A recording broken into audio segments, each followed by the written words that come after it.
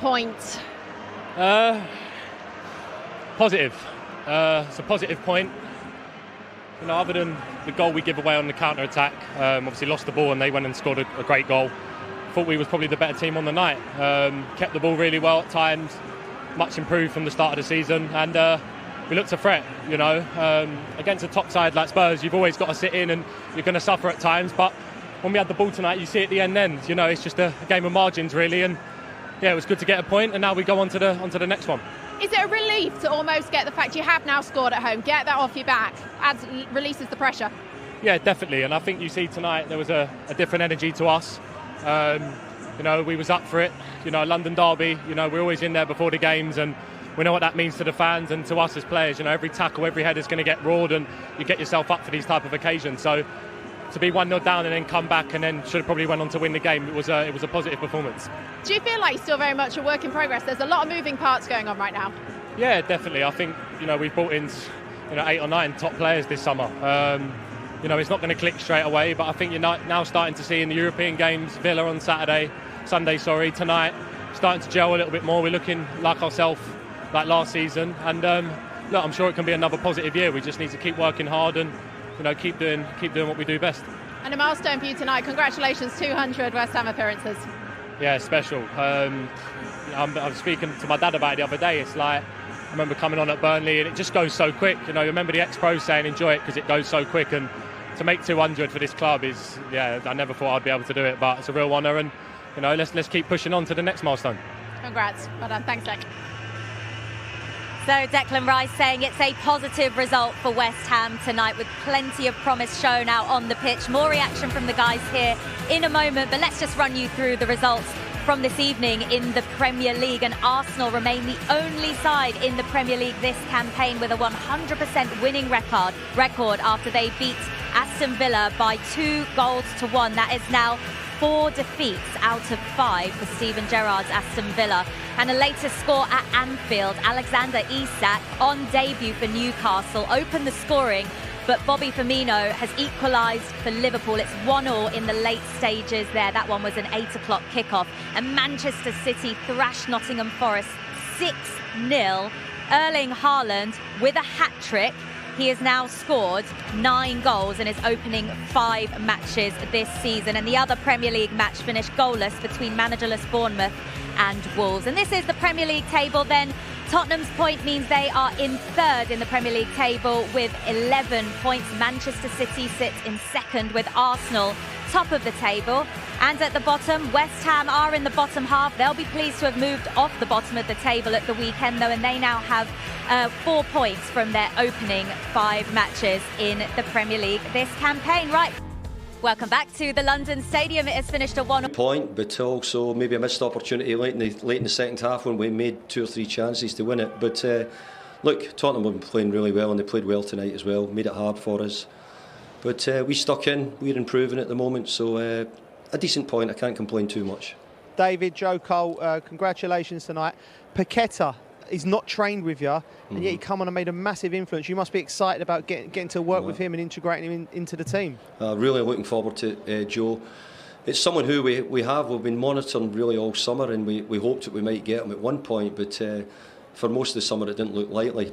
But when it came up late on, it was great for us, because we've been needing something which can sort of go between Declan and Mickey, and someone who can give us a sort of number 10 role, and somebody who can play and create opportunities for us. And look, he didn't disappoint today in his short cameo, so I'm looking forward to getting him trained, getting him used to us, and hopefully he'll make a big difference. How you doing, Davis? Carlton Cole here. Hi, Carlton. How you doing? Listen, in this game, obviously, we was expecting probably to start really, really well. It did. But what do you think we're going to take from this game going on? Obviously, there's loads to talk about with the last 3 games. We've got the win, the one before that. So now, going forward, how are we going to do it? Well, the first thing I would say is we didn't start the game well tonight at all. You know, we sort of set up trying to find a way of causing Tottenham problems, and it didn't materialise that way. They caused us the problem, and it was actually really just after the penalty kick decision went in our favour that I think we started to play a little bit. We changed things a bit, and we got much better, I have to say. But the threat Tottenham have got up front, I mean, you'll know as well as anybody, the ability of their centre forward is frightening, and every time he gets the ball, you're always on tenterhooks to thinking what he might do. I think scoring goals seems to be the thing that's letting you down in these games so far, isn't it, David? Not scoring in the first 3, then it all coming to life in the last game. And then tonight, of course, getting a goal. So what do you think was the difference between those 2 matches in finding the back of the net from those first 3 games? Well, I thought tonight we created good chances, which maybe we should have scored more in the end. So that was probably my first thought. I thought we scored a good goal. I've not seen it again. And I thought we always looked a little bit more likely tonight than we have done. But I've got to say, the opening games, you know, we'd have to talk about Nottingham Forest, where we hit the bar twice, we missed a penalty, we get one kicked off the line and one disallowed. So sometimes that's the way football goes, and but it will always go down as that you didn't score. So I accept that. But I think the players have been working really hard. We are a little bit, you know, behind where we were last season. For example, we'd scored a lot of goals in pre-season. We took it into the opening part of the season last year. This year we've not really had that, and it's been noticeable in our Premier League games this season. As Joe already mentioned, David, lots of excitement around the club record signing Paqueta and the first glimpse of him tonight. I know there's only around 24 hours left of the window, but anything else that we might see happen with West Ham in this next day? Well, it could be, but you know, I couldn't be sure of that either. It's very, very late in the window. It's been a really long window. The board have been really good. You know, they've helped me get a lot of what I think talented players. We didn't have Gianluca Scamacca tonight. You know, we've already got Agard, who unfortunately is out for 3 months. So there's a little bit of the reasons as well. Well, maybe we've not started quite as well because we're still integrating players, and obviously the centre half, our main centre half we brought in, has got an ankle injury right away. So. But hopefully now, with Lucas coming in, I'm hoping that we can start to build and get some positive results. How long do you think that's going to take to get everybody on the same page and playing the way that you want to? Well, I'd love to say it was only going to be a couple of weeks, but if my experience and my coaching knowledge would tell me, I'd probably say it's going to take a bit longer. I think for players to get used to each other, for our style to develop. But what we've got to do at the moment, Carlton, is find a way of winning the games while we're doing that. Find a way of winning, find a way of keeping up with the teams above us. And look, we had a good win on Sunday. We've picked up a point today, whether it be good or bad. And we've got another difficult away game on next Saturday now. So we'll go again and get ready. But certainly we're gaining a bit more confidence from the performances we're putting in at the moment. Yeah, good stuff. David, thank you very much for your time as always, and well done tonight on the point. There's a lot of excitement around, but it will take time to bed them in. You know, there's 4, 5, 6 players that are going to expect to play in this team. You know, there's going to be lots of games. You've got the Conference League to play as well, so players will get the chance to show what they can do.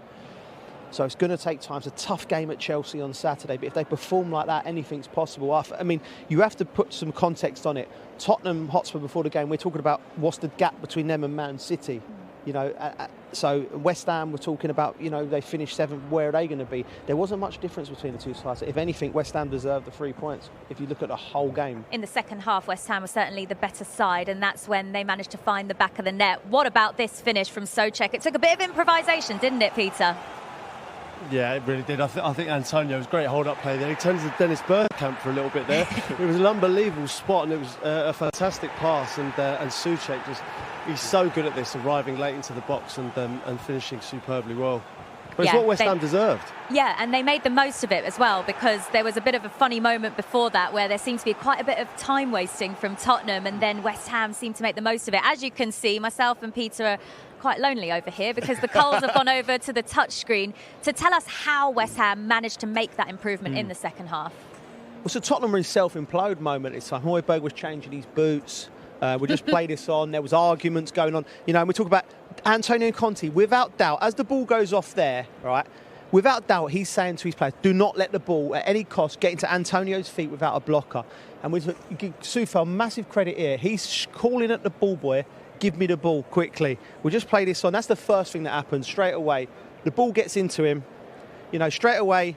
You got to show him like line, or you got to get someone in front of him. Surely. Yeah. Eric Dyer, you know, he's pointing. I don't know what he's pointing. What he should be doing is saying to Bissouma, get yourself in here, and don't let Antonio, arguably the strongest centre forward in the league, get the ball and receive it with no nothing on him, into the box. So that's happened as well. So that we go back there. That doesn't happen. We play this on. Again, we play it on slightly. Perisic in the corner. He's arguing there.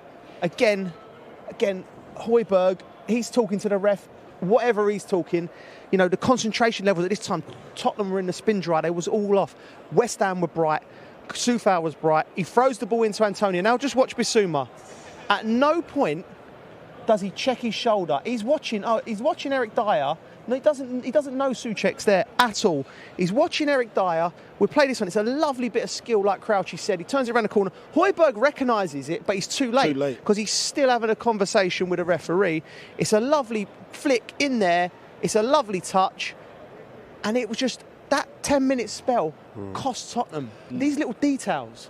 I felt like Tottenham was sloppy at times today. I think with this crowd, they were giving the ball away. You know, West Ham were closing them down, winning the ball back high up the pitch, and that just epitomises it. You learn that, you know, Sunday League. You know, you got to switch on when the ball goes out. You got to switch on. You can't talk to the referee. You got to get back in shape. And they didn't do that.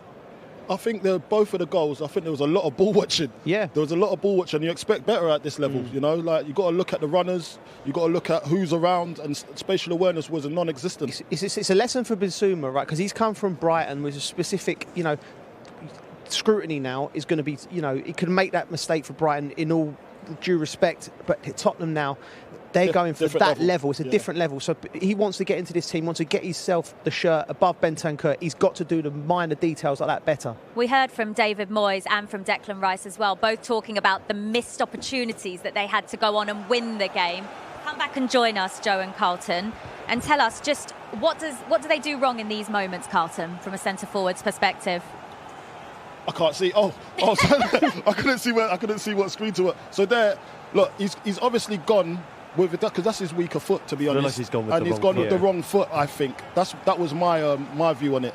But at the same time, and on another day when he's in form, he scores. It goes in the top corner. So look, he's just not in form at the moment. That one there, I think he's got to go side foot as well. He's got to hit it into the ground.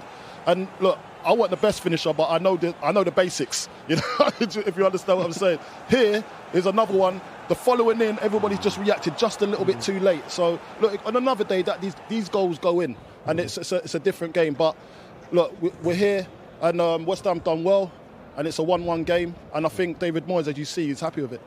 What did you make of Paqueta on his debut then? He came on as a substitute in the second half, and the crowd absolutely loved what he had to show. Very smart from David, you know, he's not trained, so the temptation would be just come and have a watch, sit up here and see what we're all about. But David knew as soon as he warmed up, and he could come on, the crowd lifted, the players around him lifted, everyone wanted to give him the ball, he's popping it about outside of the book. He didn't do nothing special, but he did everything correct and he influenced the game, and that's all you can ask for. He could have won it. Yeah, I mean, I used to were getting, you know, incredibly emotional about some 3-yard passes. I have to say. But having said that, though, he did well, and he should have scored. Yeah. And I think that definitely comes with having not trained with the players. Yeah. This is the moment. This is the moment. 88th minute, his name was written in the. Is that just miscommunication? What's that down to there? I just don't think he had the confidence to, you know, because he's quite new, you know, new teammates. He didn't have the confidence to give it a loud enough shout. Yeah. So I think he thought the Emerson in front of him was going to do it himself, and then he's just reacted a little bit too slow. It happens. But that sort of relationship will happen in training as they get to know each other, and he knows, okay, I know he's behind me, so I know I'm going to leave it, and I know he wants it, and he's going to pass it into the net. So these things, the chemistry is going to work out soon. Well, for West Ham, it was their first home point this season and their first home goal. First